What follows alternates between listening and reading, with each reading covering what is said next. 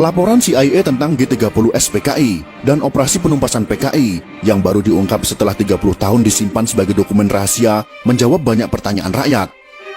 Jika bukan karena Maijen Soeharto yang tersisa dan mengambil alih komando pimpinan TNI Angkatan Darat, sejarah Indonesia pasti berubah. Republik Indonesia sudah pasti akan menjadi negara komunis. Banyak kemungkinan yang akan terjadi dan semuanya lebih buruk. Presiden kedua Republik Indonesia. Siapa yang tidak mengenal beliau? Beliau tidak lain dan tidak bukan adalah Presiden Haji Muhammad Soeharto.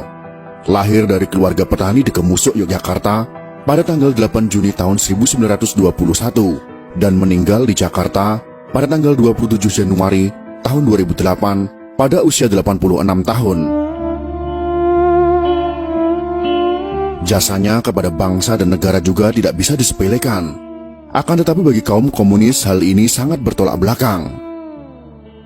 Kaum komunis sangat membenci Presiden Soeharto karena beliaulah yang menghancurkan komunis di negara tercinta ini. Akibat dari dendam dan bencinya mereka, sampai sekarang Presiden kedua Republik Indonesia ini difitnah dengan masif, dengan cara memutarbalikkan fakta sejarah yang sudah tertulis di bangku sekolah dengan sistematis. Dari keadaan yang seperti itu, maka kami sebagai salah satu generasi yang mendapatkan pendidikan Pancasila saat sekolah di masa beliau masih menjadi presiden, merasa ada tanggung jawab untuk memberikan jawaban atas tuduhan miring terhadap beliau, untuk mengimbangi informasi-informasi yang menyudutkan beliau, terutama bagi generasi muda yang tidak tahu menahu tentang sejarah masa lalu bangsa ini.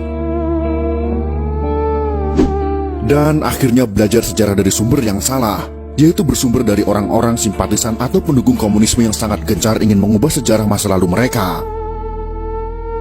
Beberapa pemimpin dunia yang memuji Presiden Soeharto dalam pernyataannya. Berikut ini adalah pernyataan tersebut. Dr. Mahathir Mohamad, mantan Perdana Menteri Malaysia, mengatakan, krisis ekonomi tahun 1998 memang dirancang untuk menjatuhkan Pak Harto. Jika Pak Harto tidak jatuh, Indonesia akan jadi negara maju. Lee Kuan Yew, mantan Perdana Menteri Singapura, juga mengatakan, Pak Harto pemimpin luar biasa. Beliau harus mendapat tempat terhormat dalam sejarah Indonesia. Sedangkan Sultan Bolkiah dari Kerajaan Brunei mengatakan, dipimpin Pak Harto, Indonesia bersatu, pemerintahan stabil, ekonomi maju pesat, sangat disayangkan beliau dijatuhkan. Sebenarnya Pak Harto berkali-kali mengutarakan niat untuk mundur, namun beliau melihat ancaman luar biasa besar membahayakan bangsa dan negara kesatuan Republik Indonesia. Fitnah KKN terhadap Pak Harto dan keluarga yang kemudian dituangkan dalam TAP MPR untuk memeriksa harta kekayaannya ternyata tidak terbukti. Majalah Time memfitnah Pak Harto dan keluarga dengan tuduhan punya simpanan 30 miliar dolar Amerika Serikat. Ternyata tidak terbukti sama sekali. Berbagai tim khusus dibentuk pemerintah untuk menyelidiki harta Pak Harto. Satu pun tak menemukan rekening yang mencurigakan di perbankan asing. Silahkan cari kemana saja. Jika terbukti saya ada simpanan 1 sen saja, saya siap dihukum mati, kata Pak Harto. Semua tuduhan itu adalah fitnah. Belakangan terbukti Pak Harto dijatuhkan oleh konspirasi global, yaitu Partai Demokrat Amerika Serikat, Partai Komunis Cina, dan sekutunya, yang berkolusi dengan kelompok anti-Soeharto. Penyebab utama Pak Harto dijatuhkan adalah karena kemesraan dan keberpihakan Pak Harto yang sangat besar kepada umat Islam sejak tahun 1986. Ternyata ada pihak-pihak tertentu yang marah. Republik Indonesia merdeka pada tahun 1945. Namun kemerdekaan umat Islam Indonesia sejatinya baru terjadi pada tahun 1986 sampai 1987 setelah Pak Harto berpaling ke Islam. Sebagai manusia, Pak Harto sudah pasti tidak sempurna. Ada kelemahan, kesalahan, kekurangan, namun beliau tetap pahlawan. Jasanya luar biasa besar. Terbukti pada beberapa hari setelah Partai Komunis Indonesia melancarkan gerakan 30 September, Partai Komunis Indonesia, membunuh para pimpinan TNI Angkatan Darat, ulama-ulama, dan tokoh-tokoh anti PKI di seluruh Indonesia. Dari dokumen rahasia CIA yang sudah boleh diakses publik ditemukan catatan pejabat CIA tentang pertemuan pertama CIA dengan Pak Harto pada awal Oktober tahun 1965. CIA belum pernah membuka ke publik. Pak Harto juga tidak pernah mengungkap mengenai pertemuannya dengan CIA beberapa hari setelah G30 SPKI di Jakarta. Laporan CIA itu menyebutkan bahwa setelah PKI melakukan Gestapo atau Gerakan September 30, TNI Angkatan Darat dipimpin oleh Maijen Soeharto berhasil menggagalkan PKI untuk kendalikan NKRI. Faktor utama kegagalan Gestapo PKI menurut CIA adalah timing yang tidak tepat. Gestapo dilakukan 5 hari sebelum hari ulang tahun TNI pada tanggal 5 Oktober tahun 1965 adalah kesalahan fatal.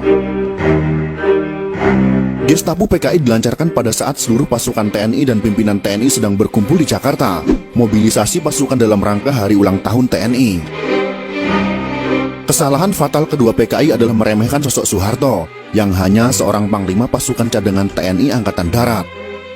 Dulu Kostrad tidak prestisius. Panglima Kostrad yaitu Maijen Soeharto sebagai pimpinan pasukan cadangan pada saat itu memang tidak diperhatikan PKI sebagai pimpinan utama TNI Angkatan Darat. Underestimate terhadap Soeharto juga disebabkan karakternya yang tidak menonjol. Soeharto tidak terseret dalam faksi tertentu di Angkatan Darat. Dalam hal ini yang harus kita ketahui adalah, pada masa itu Kostrad tidak memiliki pasukan tempur. Jadi Maijen Soeharto pada saat itu tidak memiliki pasukan yang siap untuk berperang. CIA mengungkap, sikap low profil Soeharto disebabkan oleh kegagalan besar operasi Trikora pembebasan Papua Barat, di mana TNI kalah telak dari Belanda. Soeharto yang low profil, tidak suka berpolitik selama menjadi perwira TNI, membuat posisinya dianggap netral, tidak berbahaya oleh PKI. Di internal TNI pada saat itu, ada TNI faksi pro Soekarno, seperti Jenderal Ahmad Yani, ada faksi pro Abdul Haris Nasution, yang anti PKI, dan faksi TNI yang pro dengan PKI. Dari film G30S PKI yang dibuat berdasarkan fakta sejarah itu, rakyat tahu bahwa sempat timbul pro kontra di Politbiro PKI mengenai Jenderal Ahmad Yani. Keputusan PKI untuk menculik dan membunuh Jenderal Ahmad Yani yang Soekarnois didebat anggota Politbiro PKI. Akhirnya bulat disepakati Jenderal Ahmad Yani masuk daftar korban. Dokumen CIA menyebut bahwa keputusan PKI untuk menghabisi Jenderal Ahmad Yani karena dikhawatirkan Yani akan jadi masalah jika Soekarno meninggal dunia. Sedangkan Maijen Soeharto adalah staf dari Jenderal Ahmad Yani. Pak Harto tidak termasuk pimpinan TNI Angkatan Darat yang diperhitungkan oleh PKI. Inilah kesalahan fatal Gestapo PKI. Laporan CIA jelas menyebut ada kesalahan analisa Politbiro PKI dalam menyusun daftar korban. PKI tidak memperhitungkan kemampuan militer Soeharto. Secara politik, benar Maijen Soeharto sudah tamat karena memalukan Soekarno. Secara militer juga tamat karena hanya jadi panglima pasukan cadangan. Dari perspektif faksi militer, Soeharto tidak masuk faksi manapun. Soeharto hanya dianggap bayang-bayang Jenderal Ahmad Yani. Gestapo pun dilancarkan PKI. Pertanyaan besar pun muncul tentang faktor keberhasilan Soeharto melakukan serangan balasan terhadap aksi Gestapo yang berujung kepada penumpasan PKI terjawab dalam laporan CIA. Saat hampir semua pimpinan TNI Angkatan Darat yang anti PKI dan pro Soekarno sudah dibunuh PKI, yang tersisa hanya Maijen Soeharto dan Jenderal Nasution yang terluka. Muncul pertanyaan, mengapa Soeharto bisa memobilisasi TNI begitu cepat dalam jumlah besar? Ada dua alasan untuk menjawab pertanyaan ini. Yang pertama, sebagian besar pasukan TNI ada di Jakarta dalam rangka hari ulang tahun TNI pada tanggal 5 Oktober tahun 1965.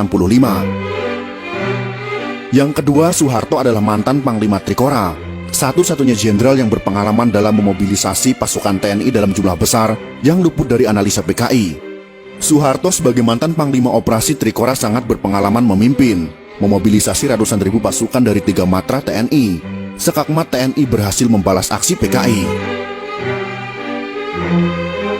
Bagi Soeharto memerangi pemberontakan PKI tahun 1965 sama seperti perang lawan pasukan Belanda. Hanya saja PKI lebih lemah daripada Belanda. Laporan CIA tentang G30S PKI dan operasi penumpasan PKI yang baru diungkap setelah 30 tahun disimpan sebagai dokumen rahasia menjawab banyak pertanyaan rakyat. Jika bukan karena Maijen Soeharto yang tersisa dan mengambil alih komando pimpinan TNI Angkatan Darat, sejarah Indonesia pasti berubah. Republik Indonesia sudah pasti akan menjadi negara komunis. Banyak kemungkinan yang akan terjadi, dan semuanya lebih buruk.